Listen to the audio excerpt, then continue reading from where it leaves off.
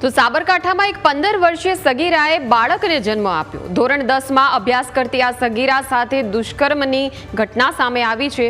બે નરાધમે દુષ્કર્મ ગુજારતા સગીરા ગર્ભવતી થઈ હતી। દુષ્કર્મ આચરનાર બે નરાધમ સામે ફરિયાદ નોંધવામાં આવી। બંને નરાધમે સગીરાને પ્રેમમાં ફસાવીને તેના પર દુષ્કર્મ આચર્યું હતું। સગીરાએ 8મા મહિને બાળકને જન્મ આપતા બાળકનું મોત થયું। સગીરાની માતાએ ઈડર પોલીસ મથકમાં બે શખ્સો સામે ફરિયાદ નોંધાવી છે। સંવાદદાતા ચિરાગ ફોનલાઈન પર જોડાઈ ગયા છે। ચિરાગ, ધોરણ 10માં અભ્યાસ કરતી સગીરા સાથે દુષ્કર્મની ઘટના, શું છે બનાવની વિગતો? ખાસ કરીને સાબરકાંઠાના ઈડરમાં ચકચારી ઘટના બની છે અને ઈડર તાલુકાના ગ્રામ્ય પંથકમાં ધોરણ 10માં અભ્યાસ કરતી સગીરાએ એક બાળકને જન્મ આપ્યો હતો ને તે બાળકનું છે તે મોત નીપજ્યું છે।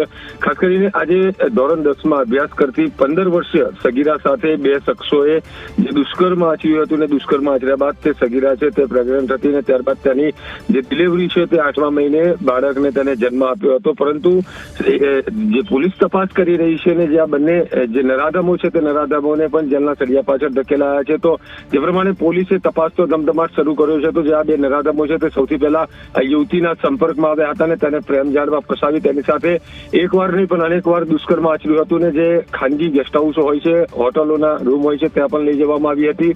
તો બીજી તરફ આ જે યુવતી છે જે સગીરા છે તે સગીરાને જે પ્રેગ્નન્સી રહી હતી ને ત્યારબાદ તેને જે પરિવારથી આ સમગ્ર મામલો છે તે છુપાવવામાં આવ્યો હતો। પરંતુ 8 મહિને જે આ બાળકને જન્મ આપ્યો હતો અને બાળકનું મોત થતા આ સગીરાની માતાએ બે નરાધમ ઈસમો વિરુદ્ધ ઈડર પોલીસ મથકે ફરિયાદો નોંધાવી છે, જેમાં સગીરા છે તેની પણ પૂછપરછ જે હાથ ધરવામાં આવી છે। તો બીજી તરફ પોલીસે જે મૃતક બાળક હતું તેના ડીએનએ સેમ્પલની પણ જે તપાસ છે તે હાથ ધરી છે અને ડીએનએ સેમ્પલ છે તે ટેસ્ટિંગ માટે મોકલી આપવામાં આવ્યા છે। તો બીજી તરફ દર્શન સુતરિયા તેમજ હરપાલસિંહ રાઠોડ આ બંને નરાધમો છે કે જેઓએ આ સગીરા સાથે દુષ્કર્મ આચર્યું હતું ને તેને એક બાળકની માતા બનાવી હતી ને જે પ્રમાણે સગીર વયની દીકરી છે તે 8 મહિને બાળકને જન્મ આપતા હાલ સમગ્ર જિલ્લાની અંદર આ મુદ્દો છે તે ટોક ઓફ ધ ટાઉન બન્યો છે ને આ ચકચારી ઘટનાને લઈને આ બંને નરાધમો સામે કડક કાર્યવાહી કરવામાં આવે તે પ્રમાણે જિલ્લામાં માંગ છે તે પણ ઉઠી રહી છે। તો બીજી તરફ પોલીસે હાલ જે હોટલ છે તે હોટલ સહિતની જે ડોક્ટર દ્વારા ડિલિવરી કરવામાં આવીને જે સગીરા સાથે